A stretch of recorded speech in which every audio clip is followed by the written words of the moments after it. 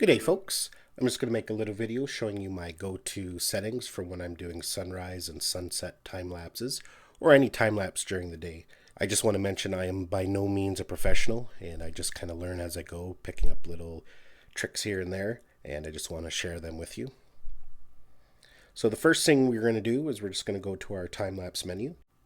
By far the most common question I am asked over and over again is what's better, time-lapse video or time-lapse photo, and what the difference is. Basically, it all boils down to, for me, quality. Time-lapse video is excellent. You can create some really nice time lapses with it, but you're limited to what kind of editing you can do in post-production. Now, it's nice in the fact that when you record in time-lapse video, as soon as you stop recording, you hit the button and you stop recording, you have a time-lapse that's ready to go. You can upload it to YouTube, to Facebook, any kind of social media. It's right there on your memory card waiting for you. When you do a time-lapse and time-lapse photo, it just takes a series of still images that need to be uploaded. They have to be compiled into some kind of video and edited. So there's a lot more work and it takes a lot more time. If you're looking to do a really nice cinematic time-lapse photo is definitely the way to go. You just have so many more options in post-production, especially if you're going to be editing in Lightroom. You can just really pull out the colors, do a lot more fine-tuning. Another thing you can do when you're in time-lapse photo mode that you can't do when you're in time-lapse video mode is adding motion blur to your final time-lapse. Motion blur basically kind of blends the images together, adding a bit of a blur so it smooths out water, kind of makes the cloud a little more dynamic.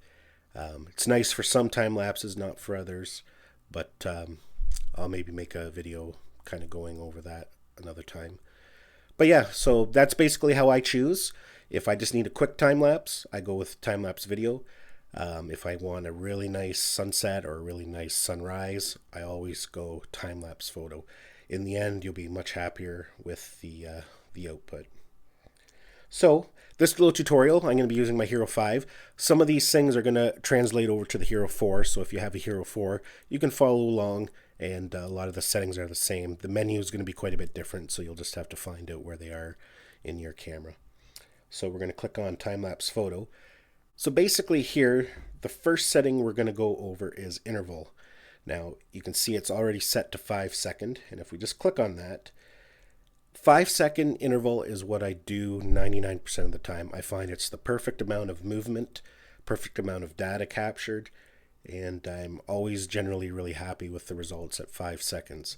You may want to do 2 seconds if the clouds are moving really fast. Like if you go out and you're going to do a time lapse and you see the clouds are just whipping by, you might opt to do a 2-second time lapse. But in general, for sunrises and sunsets, I always do 5 second. 0.5 second I do when I'm doing a drive lapse. For the most part, if I want to have a drive lapse that isn't too jittery, that's when I would use a 0.5 second interval. The next thing you can play around with is field of view. When you click on it, you get a couple options here. Personally, I always leave mine on wide. A wide field of view just makes it more cinematic. You get a lot of data in there, you get a lot of your landscape, the clouds, the ground, everything is just nicely fit in there. Now, with wide, you are going to have some curvature, and actually, here's a good example. If you look at my monitor on my screen here, you can see how there's a bit of a curve. It's because of the fisheye kind of effect. But a little trick for you is when you're placing your camera, if you see as I move the camera, now the camera actually looks tilted to you just the way I'm filming it, but when I hold it perfectly straight, if you see how the bottom of that monitor now is no longer curved, that's a good trick for when you're out mounting your camera.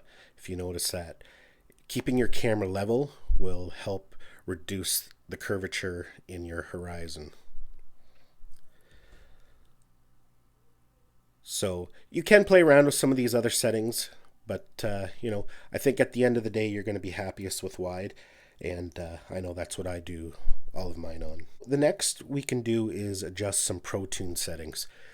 If you're not too comfortable with this, or you're not going to be doing a lot of post-processing, you can leave that off. It basically just gives you some more fine-tuned controls. If you leave it off, you're still going to have a beautiful time lapse and you can still do some editing to it. So we're going to swipe to the right to bring up our Protune settings. The first option there is color profile. So right now I've got it set at GoPro color. If we click on it, the other option we have is flat. You can see there at the top. Now, if you're going to do a lot of really heavy editing, you're best to shoot in flat. It just gives you more control later on when you're processing the time lapse. You'll notice when you shoot in flat, when you bring it into, like, say, Lightroom to edit it, it's going to almost look black and white, like there's going to be very little color.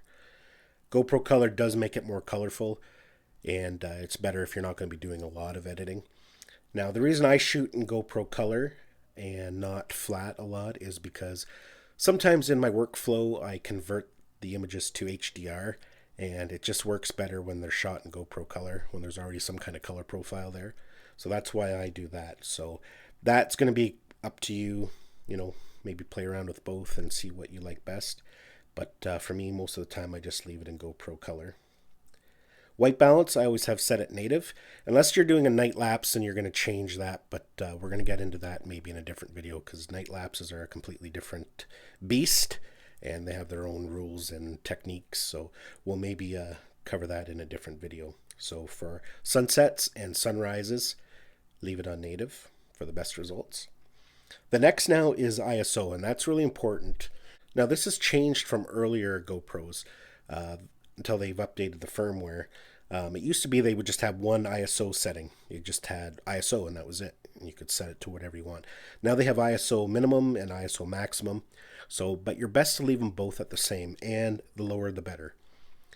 Sunrises and sunsets, you usually still have enough light that if you left at 100, you're going to be okay. It's going to be a little dark in the beginning, but that's okay. What happens though if you change them, like if you have this one at 100 and this one at 200, the camera's going to automatically adjust it, different shots depending on what kind of light's coming in, especially if the cloud's moving. One frame might be a little more cloudy than the next and the ISO gets adjusted. But what's going to happen there is that you're going to get some flickering, or not necessarily, but it could cause some flickering in your time lapse. So it's best to keep them at the same, and the lower the better. If it's a really dark day, not a lot of light, you could maybe bump it up to 200. But the higher those numbers go, the grainier the final time lapse is going to be. So the lower the better. And if you can do it at 100, just leave it at 100 and you'll be happy with the output. EV compensation, 0. I really don't know too much about that, so I'm not going to comment a lot on the EV compensation. Now sharpness. If we click on sharpness here, we've got 3 levels. You can go low, medium, or high. If you're going to be doing a lot of post-processing, you can do a lot of your sharpening at the end when you're editing the time lapse. So if you're going to be doing a lot of heavy editing, I would do it at low. For medium editing, just for some light editing, do it at medium. I would always avoid high. High almost makes it look too... It just doesn't look very nice. It's just too kind of grainy almost, I guess you could say. I usually do mine at medium. I'm usually happy at that. I tend to sharpen it a little bit more even when I'm editing, but while I'm shooting, I always have it at medium. And the last thing there, if you get messed up and you don't know what you've done, you can just hit the reset and that will put all these back to the defaults for Protune. So that's basically it. Probably another quick question I just want to answer that I get asked a lot is how long do you film your time lapses? Well, a good rule of thumb for me, especially when I'm shooting at 5-second interval, is an hour. Plan for at least an hour shooting, and that'll at least give you a 20 to 30 second time lapse, depending on what you do. There's actually calculators on Google, if you search, that'll tell you what your time lapse will turn out to be. If you shoot for an hour at 5-second interval, it'll tell you how long it's going to be. But good rule of thumb, at least an hour, and quite often I am an hour and 20 minutes to an hour and a half shooting a time lapse. So bring a book with you because sometimes you have some sitting around. So yeah, those are my basic settings that I use pretty well every time, and they always spawn beautiful results, so just stick with them and I'm sure you'll be happy too. I appreciate you watching my video. Hopefully this helped you, and if you liked it, give me a thumbs up. Don't forget to subscribe to my channel because we have lots of new tutorials that will be coming over the coming months that you might be interested in, and we'll see you in the next one.